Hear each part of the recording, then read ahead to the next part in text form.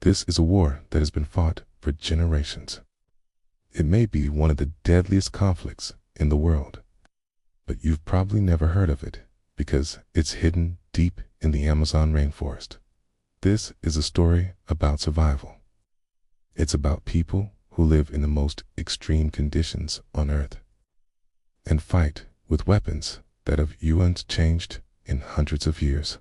But it's also about what happens when ancient hatred is rekindled by modern-day greed. This is a war that's being fought in the shadows. There are no rules, and there can be no surrender. There are many different tribes in the Amazon basin, and they've been at war with each other since long before the conquistadors came to this part of South America. Some of these tribes are the Yanomami, the Quiapo, the Shipibo, and the Ticuna. They have been fighting over territory and hunting grounds for centuries, but recently things have gotten a lot worse. Legal loggers, gold miners, and drug cartels have invaded their land, killing and kidnapping anyone who gets in their way.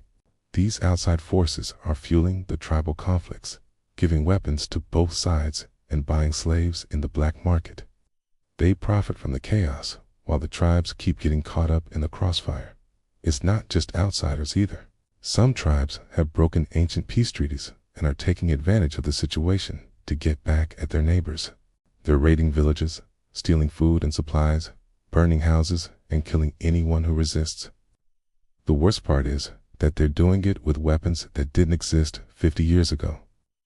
Hunting bows and arrows, machetes, and spears have been replaced with guns, machetes, and even grenades. Warfare has become more brutal and deadly than ever before. But what does a tribal war look like in the 21st century? The answer might surprise you.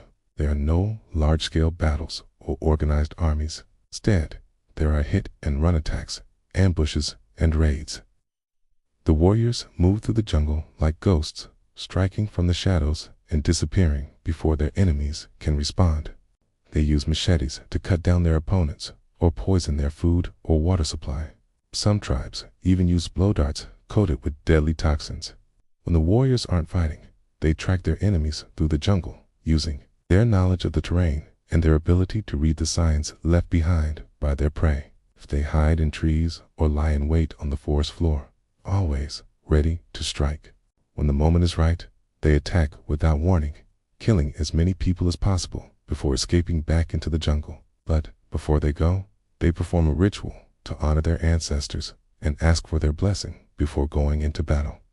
Some tribes paint their faces with war paint or put on special clothes. Others dance around a fire or chant songs of bravery and strength. These rituals are not only a way to pay respects to the dead, but also a way to intimidate their enemies. After the battle, the warriors come back together to share stories of their bravery and mourn the fallen. They also perform a ceremony to thank the forest for providing them with food and shelter, and to ask for forgiveness for any damage they may have caused. In some tribes, men, women, and children can participate in rituals, dances, and even battles. While some tribes have rules against killing women and children, others see no difference between them and non-combatants. During the recent wave of violence in the region, several children were killed in tribal raids. These stories are often hidden from the outside world because the tribes are so remote that it's hard for outsiders to get to them. But luckily, we have satellite images showing us the full extent of the destruction they've caused. We can see entire villages destroyed, homes burnt to the ground, and corpses left lying around. What these images can't show us is the human cost of this war. Families have been torn apart, villages have been burnt to the ground, and ancient languages have been lost forever. Many tribe members are too afraid to speak their native language in public for fear of being identified and targeted by their enemies. This war has not only taken lives, but has left many people traumatized and afraid to speak their native language. Some young tribe members have never known anything but war. As they grow older, they will pass on the stories and traditions of their people, but they will also carry with them the scars of this conflict.